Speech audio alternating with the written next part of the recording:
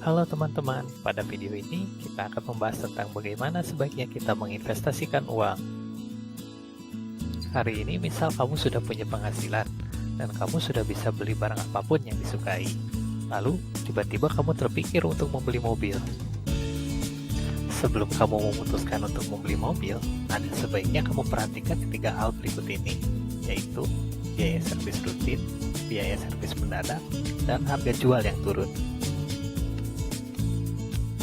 Mobil yang kamu miliki membutuhkan perawatan agar awet, dan itu bukan biaya yang murah.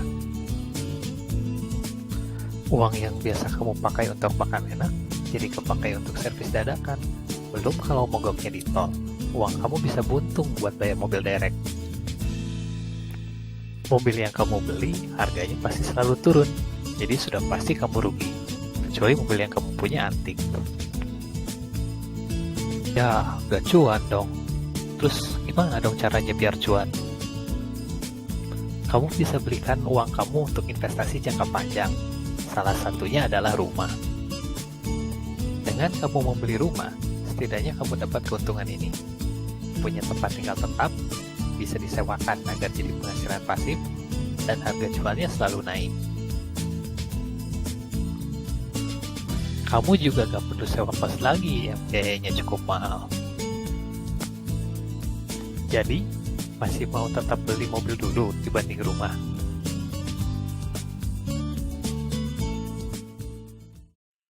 Halo teman-teman, udah pernah nonton video sebelumnya kan? Tentang beli mobil rugi, beli ini aja biar cuan. Nah, pada kesempatan kali ini kita akan membahas mana yang lebih untung, membeli atau menyewa rumah. Nah, sebelum menentukan mau sewa atau beli rumah, kita lihat dulu yuk beberapa kelebihan dan kekurangannya. Cekidot. Nah, kelebihan dari sewa rumah yang pertama, kita nggak perlu nabung terlalu banyak untuk uang muka pembelian rumah. Yang kedua, kita bisa lebih fleksibel memilih untuk jangka waktu yang lebih pendek. Nah, kekurangannya yang pertama, kita jadi kehilangan kesempatan untuk punya rumah. Yang kedua, kita terbebani dengan biaya perawatan sehari-hari. Yang terakhir, kita harus memikirkan biaya sewa yang akan datang. Yakin masih sewa? Bagaimana dengan beli rumah? Let's check it out. Kelebihannya, yang pertama, sebagai investasi jangka panjang. Yang kedua, meringankan biaya di masa tua. Yang ketiga, rumah dan tanah dapat diwariskan. Dan yang terakhir, rumah dan tanah dapat dijaminkan di bank. Kalau kekurangannya, yang pertama, beli rumah butuh dana besar. Yang kedua, akan ada biaya perawatan dan pajak. Dan yang terakhir, jika membeli dengan kredit, ada risiko kredit macet. Jadi, pilih mana? Kalau aku sih pilih beli dong. Emangnya kenapa? Karena ada beberapa hal yang perlu kita pertimbangin juga nih. Kita simak ya. Yang pertama, di masa pandemi ini banyak harga rumah diskon besar-besaran sampai dengan 30%. Yang kedua, banyak program DP bisa cicil, DP 0%, bahkan program rumah subsidi. Yang ketiga, kita bisa memilih rumah di pinggir kota dengan harga yang lebih murah karena transportasi umum yang sudah sangat mudah. Yang terakhir, mau sampai kapan ngontrak rumah? Jadi, tunggu apa lagi? Segera miliki hunian idamanmu. Terima kasih, jangan lupa like and share.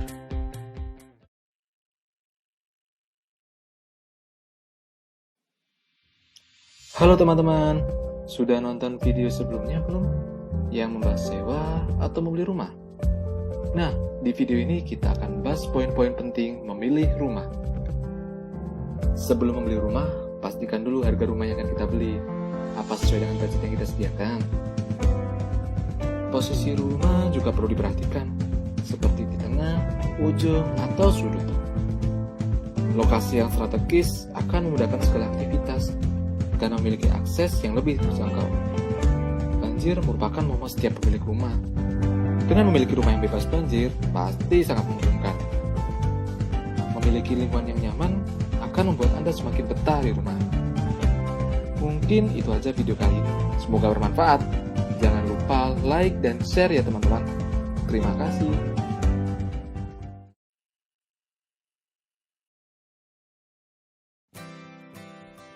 Halo teman-teman, video kali ini akan membahas tentang kelebihan dan kekurangan dari membeli rumah baru dan rumah bekas. Mau beli rumah tapi masih bingung menentukan pilihan? Masih galau mau pilih rumah baru atau bekas? Agar lebih mudah dalam memutuskan, yuk kita lihat kelebihan dan kekurangannya. Kelebihan rumah baru adalah desain rumah sesuai keinginan dan pastinya up to date. Rumah tidak membutuhkan biaya renovasi, fasilitas rumah lengkap, dan lebih mudah untuk memperoleh fasilitas KPR. Kekurangannya adalah area sekitar rumah yang masih sepi, lingkungan sekitar yang belum terbentuk, dan beberapa developer mempunyai aturan tidak boleh mengubah bentuk rumah. Lalu, bagaimana dengan rumah bekas? Kelebihan dari membeli rumah bekas adalah harga relatif lebih murah, lingkungan sekitar yang sudah terbentuk, pajak yang dikenakan tidak sebesar rumah baru, dan rumah sudah siap untuk ditinggali. Kekurangannya adalah desain rumah yang sudah tidak up to date, membutuhkan biaya untuk renovasi, dan harus siap beradaptasi dengan lingkungan yang sudah terbentuk.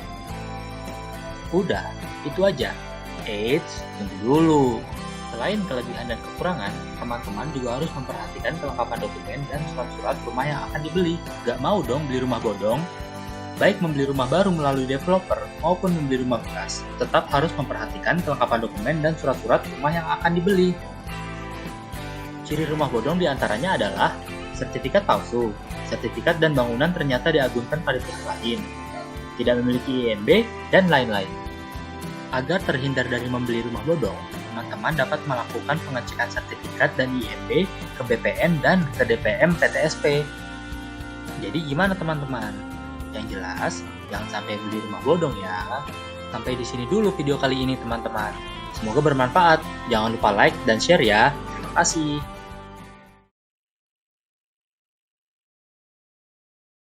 Halo teman-teman, sudah pada nonton video sebelumnya belum?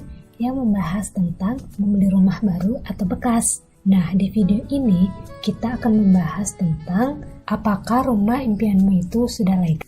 Apabila kamu hendak membeli properti, kelengkapan dokumen merupakan salah satu hal yang terpenting, dan yang pasti harus ada sertifikatnya. Di video kali ini akan dibahas singkat tentang sertifikat tanah atau lahan, akta jual beli, dan izin mendirikan bangunan. Yang pertama ada sertifikat hak milik, merupakan sertifikat kasta tertinggi dan tidak memiliki jangka waktu. Jika kamu punya tanah dengan sertifikat ini, maka kamu adalah pemilik tanah tersebut. Tidak semua orang bisa mendapat SHM loh, cuma WNI perorangan saja yang bisa punya sertifikat ini. Yang kedua, sertifikat hak guna bangunan. Sertifikat ini memberikan kamu hak untuk menggunakan atau mendirikan bangunan di atas tanah yang dikuasai negara atau tanah milik orang lain dan memiliki jangka waktu paling lama 30 tahun. Jadi, kalau kamu punya sertifikat ini, kamu bukan pemilik tanah tersebut, kamu cuma memiliki bangunannya saja. Beda dengan SHM, sertifikat ini boleh dimiliki oleh WNI perorangan atau badan hukum. Lalu yang ketiga ada sertifikat hak pakai. SHP ini mirip dengan SHGB. Bedanya, SHP tidak hanya dapat dimiliki oleh WNI perorangan atau badan hukum saja. WNA juga boleh memiliki sertifikat ini. Akta jual beli merupakan dokumen otentik yang dibuat oleh PPAT untuk peralihan hak atas tanah dan bangunan sebagai akibat dari jual beli. AJB dapat terjadi dalam berbagai bentuk kepemilikan tanah. Bukti kepemilikan berupa AJB biasanya sangat rentan terjadinya penipuan AJB ganda. Jadi sebaiknya segera dikonversi menjadi sertifikat hak milik ya. Izin mendirikan bangunan adalah dokumen yang berisi perizinan yang dikeluarkan oleh kepala daerah setempat kepada pemilik bangunan yang ingin membangun, merobohkan, menambah atau mengurangi luas, ataupun merenovasi suatu bangunan. Sertifikat IMB menjadi bukti bahwa pengembang atau pemilik rumah telah secara legal membangun hunian di atas sebidang tanah. Oke, sekian video kali ini. Semoga bermanfaat. Terima kasih. See you.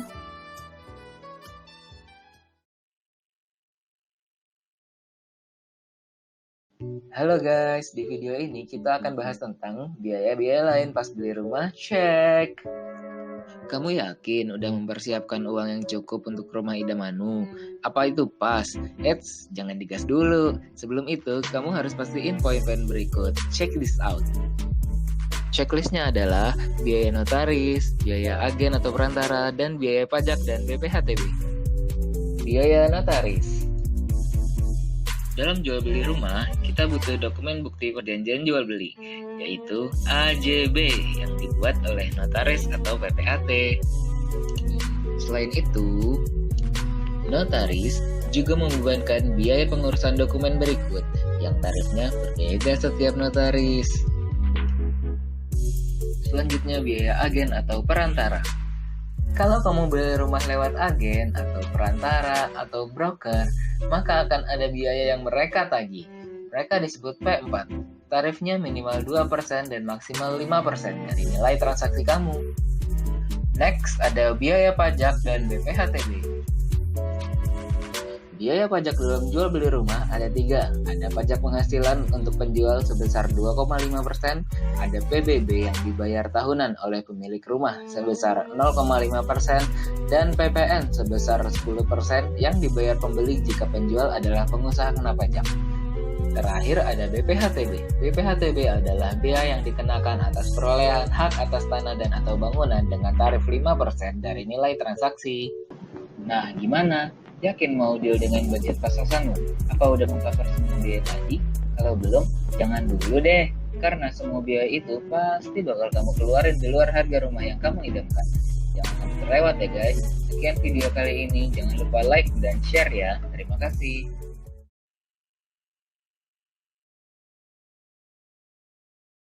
Aloha, sudah lihat video sebelumnya kan tentang biaya-biaya lain saat beli rumah? Nah, sekarang pembiayaannya tunai atau kredit. Check this out. Siapa sih mau punya utang? Uang bisa dialokasikan untuk kebutuhan lain jika rumah sanggup dibeli tunai. Harga juga akan jauh lebih murah karena tidak ada bunga. Sertifikat rumah kamu bisa langsung diambil dan dimiliki loh. Bisa dijadikan jaminan hutang kalau ada kebutuhan dana besar. Kalau beli rumah tunai, pos-pos kebutuhan lain tetap terpenuhi nggak ya? Yuk hitung dengan cermat. Hati-hati dalam mencari penjual rumah, baik developer, agen, atau orang langsung. Cari yang jujur dan amanah. Jangka waktu angsuran biasanya panjang, bisa diatur deh yang cocok sama pemasukan. Sisanya ditabung. Kredit biasanya disertai asuransi, mengurangi risiko kan? Harga menjadi lebih mahal karena adanya bunga bank, dan suku bunga juga naik turun, fluktuatif mengikuti perekonomian. Tidak pasti. Karena kredit, sertifikat ditahan oleh bank sebagai jaminan. Dan jika mau melunasi sebelum jangka kredit berakhir, ada penalti dengan jumlah tertentu. Jika bisa membeli rumahnya secara kredit, tidak apa. Yang penting bisa memiliki rumah impian. Semangat!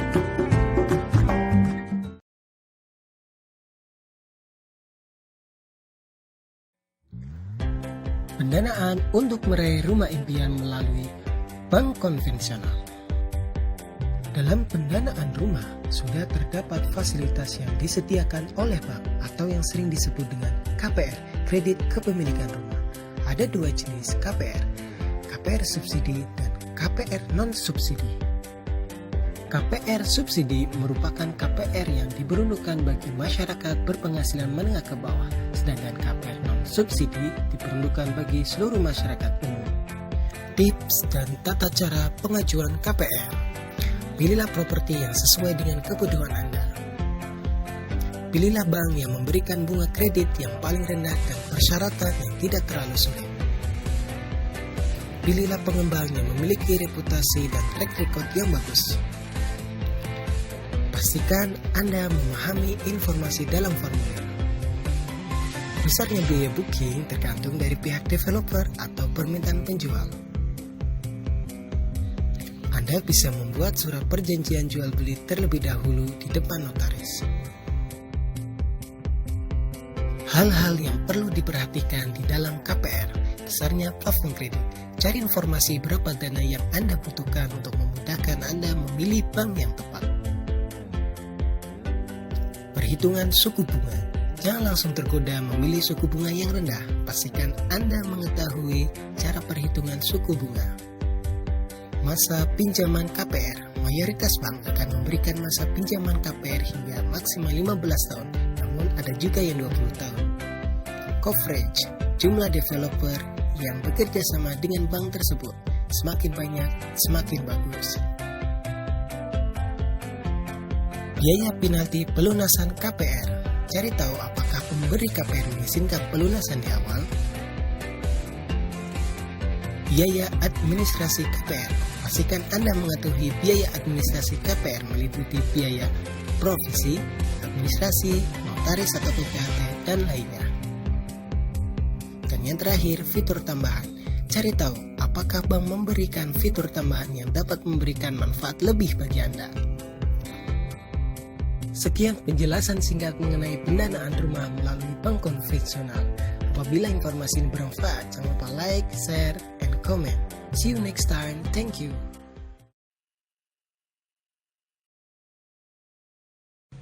Selain pendanaan konvensional, ada pendanaan apa lagi sih? Yuk dicek yuk. Gak ada uang buat beli rumah, syariah aja. Cicilan KPR yang tiba-tiba naik pasti menyulitkan keuangan keluarga. Solusinya syariah aja. KPR syariah menawarkan fitur yang berbeda dengan KPR konvensional. Ada apa aja sih perbedaannya? Yuk dicek. Akad beli rumah, KPR syariah menggunakan akad mudharabah atau akad jual beli antar bank dan nasabah. Suku bunga KPR syariah bersifat tetap, berbeda dengan bank konvensional. Tenor kredit, KPR syariah memiliki tenor yang lebih pendek daripada KPR konvensional. Denda, jika terjadi keterlambatan, KPR syariah tidak dikenakan denda. Besar cicilan bulanan, KPR syariah memiliki cicilan yang lebih besar daripada KPR konvensional. Keuntungan beli rumah pakai bank syariah, ada apa aja sih? Yuk dicek yuk. Yang pertama, tidak mengenal bunga. KPR syariah tidak mengenal bunga karena angsuran yang sudah ditetapkan di awal perjanjian.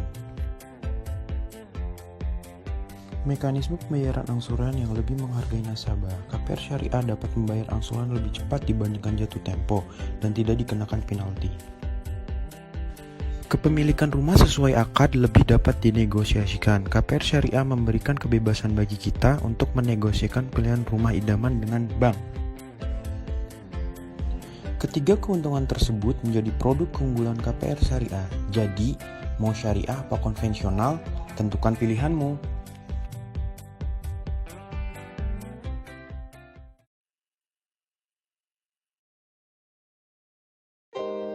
Halo teman-teman, sudah pada nonton video sebelumnya belum nih yang membahas cicilan rumah dengan KPR? Nah, di video ini kita akan membahas tentang biaya-biaya yang muncul ketika sudah memiliki rumah idaman kita. Ini penting banget nih buat kalian yang mau memiliki rumah, biar kalian gak kaget apalagi stres gara-gara baru punya rumah. Oke, langsung saja ke pembahasan yang pertama, biaya operasional. Biaya ini timbul untuk mencukupi kebutuhan sehari-hari, seperti biaya listrik, biaya air bersih, atau mungkin biaya internet yang biasa diperlukan oleh pekerja kreatif atau pelajar dan mahasiswa seperti saat ini yang sedang menjalankan kuliah online. Besar kecilnya biaya ini tergantung pemakaian. Semakin pemakaian kalian efektif dan efisien, maka biaya ini akan mudah untuk diperhitungkan. Kemudian biaya renovasi atau perawatan. Mau rumah baru atau bekas, biaya ini wajib ada di dalam anggaran kalian karena rumah semakin lama akan semakin menyusut, jadi harus sering-sering dirawat dan diperbaiki. Biaya ini harus banget nih dipersiapkan. Lalu biaya pajak bumi dan bangunan. Jadi bagi para pemilik rumah memiliki kewajiban untuk membayar pajak bumi dan bangunan setiap tahunnya. Besarnya berapa? Tergantung luas tanah, bangunan, dan daerah kalian. Karena setiap daerah punya tarif yang berbeda-beda. Paling besar 0,5% dari nilai jual objek pajak atau yang biasa disebut NJOP. Sesuai tarif pajak PBB yang diatur dalam Pasal 5 Undang-Undang Nomor 12 Tahun 1985 dan Undang-Undang Nomor 12 Tahun 1994. Lalu ada biaya asuransi. Sebenarnya ini tergantung kalian aja mau pakai asuransi apa enggak. Tapi ingat, kata peribahasa, sedia payung sebelum hujan. Agar saat musibah datang menghancurkan rumah kalian, biaya perbaikannya tuh sudah ada yang cover. Biasanya nih, biaya premi asuransi rumah mulai dari Rp500.000. Lalu yang terakhir ada biaya keamanan dan kebersihan. Untuk beberapa rumah, ada yang namanya biaya keamanan dan kebersihan. Ini agar rumah kalian lebih aman dan lebih bersih di lingkungan perumahan tersebut. Sebenarnya ini nggak terlalu signifikan dengan rumah kalian sendiri, tapi dengan adanya ini, kalian akan terbantu untuk ngerawat rumah kalian sendiri. Maka, rumah akan terasa nyaman dan aman. Mungkin itu aja video kali ini. Semoga bermanfaat. Jangan lupa like dan share ya teman-teman. Terima kasih.